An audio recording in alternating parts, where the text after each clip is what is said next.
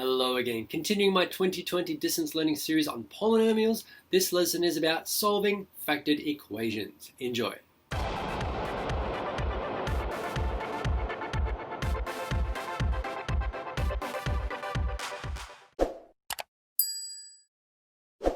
So what we're doing is we're going to start solving equations using all this algebra stuff.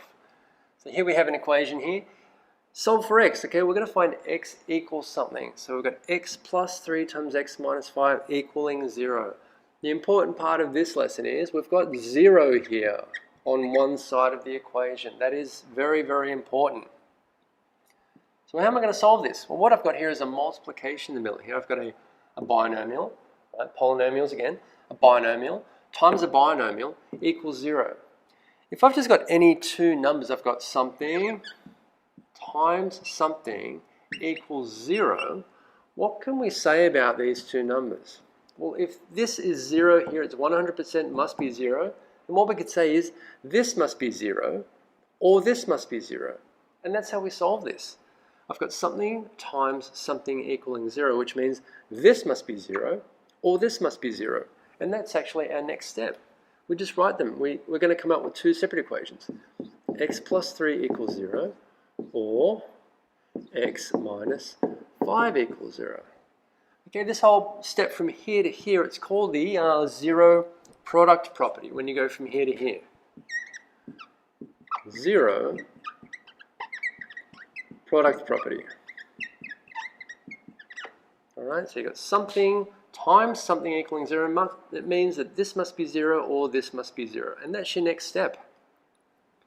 And then we're going to get two answers here. So x equals minus 3 or x equals 5. Okay, and that is our answer. We'll call those solutions of the equation, or they could be called roots of the equation, or they could also be called zeros of the equation. I think zeros is more like if it's functions. But definitely roots and solutions, okay? You can have solutions of equations and roots of equations. That's pretty easy. It's not that hard, right? Okay, so I think we'll just need one example for that one. Example 2, this is a little bit different. This is the good stuff, okay? Well, we're going to do something called factor. Factor out the greatest common monomial factor. That's a mouthful. So remember what a monomial is? It's just a single polynomial. What we're going to do is factor something out. So what that means is we have a question here. The answer is going to look like this. Something here, something here, something here. This is what the answer is going to look like. And this is going to be our greatest common monomial factor. So what can we take out of here? What number can come out? So it's the distributive property backwards. That's what we're doing. So we've got an 8, and an x, a 12, and a y. What's common to both of these? I know. They're both even numbers, right? I can take out a 2. And then what we do is we think backwards. Think in reverse order. So 2 times what gives 8x? That is 4x. And 2 times what gives 12y? That is 6y. Okay, and that is how we factor, all right? But this is incorrect, all right? I want to put some emphasis on this word, the greatest possible one. Is that the largest number we can take out? They're both even numbers, but no, we can actually take out 4. 4 is the greatest common monomial factor. So we can actually take out 4 is our right answer. Trying to trick everyone. So now let's think backwards. 4 times what gives 8x? That's going to be 2x. 4 times what gives 12y? That's going to be 3y. That is your greatest common monomial factor, 4. Or in other words, now it's fully factored. Okay, we've taken out the largest possible number that we can. Sometimes there might be an x or a y there, but not this time. So question A, that's it.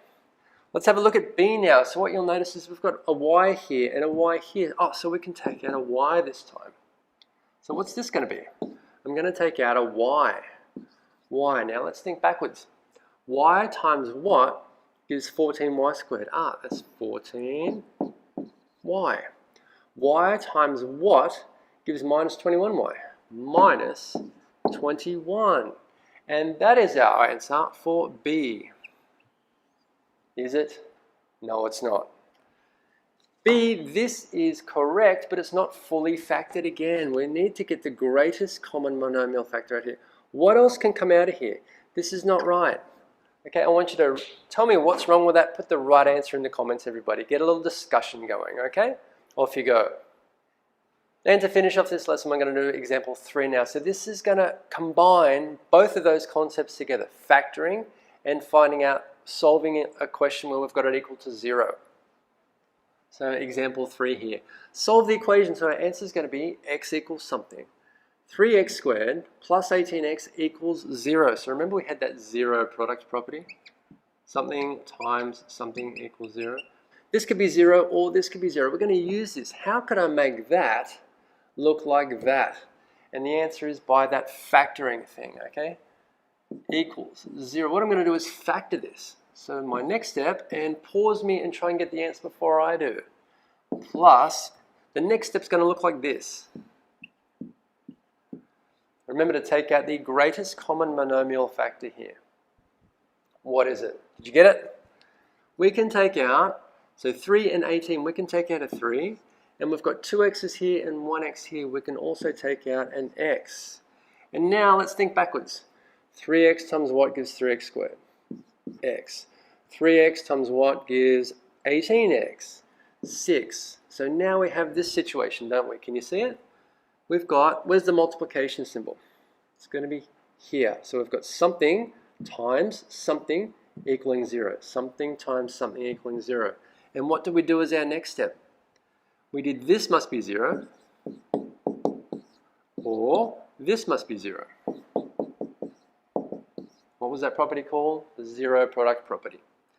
So now you can clearly see that that's a polynomial now, isn't it? That's the greatest common monomial factor of this binomial here. And then just one more step and we're there. 3 times what equals 0? X is 0. Or x equals, one step equation, move the 6 over there.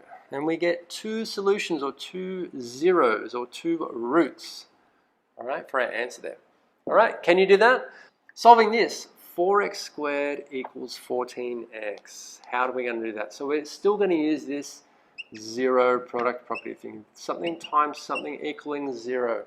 The key thing is we want something equaling to 0. So we're going to move this over to the other side. 4x squared minus 14x equals 0. All right, so we've got the 0. Now we want to turn this into a product. So now we're going to factor it. So once again, try and do this before I do. Minus. Factor out something here. Factor out, factor out, factor out. What's the largest possible number you can factor out there? Okay, you know what? I'm not going to tell you. What's the answer going to be? So you're going to factor out something. So 14 is 2, and there's an x. 2x maybe. Is that the largest common monomial factor you can take out? Once you've got there, we are now in this step. This step here, you've got something times something equaling 0. Your next step is this could be 0 or this could be 0. And then after another step, we're going to get 2 answers for x. X equals something or x equals something. What is it? You do it for me. Put your answers in the comments and have a little bit of a debate about it if you disagree. Hopefully you all get the right answer.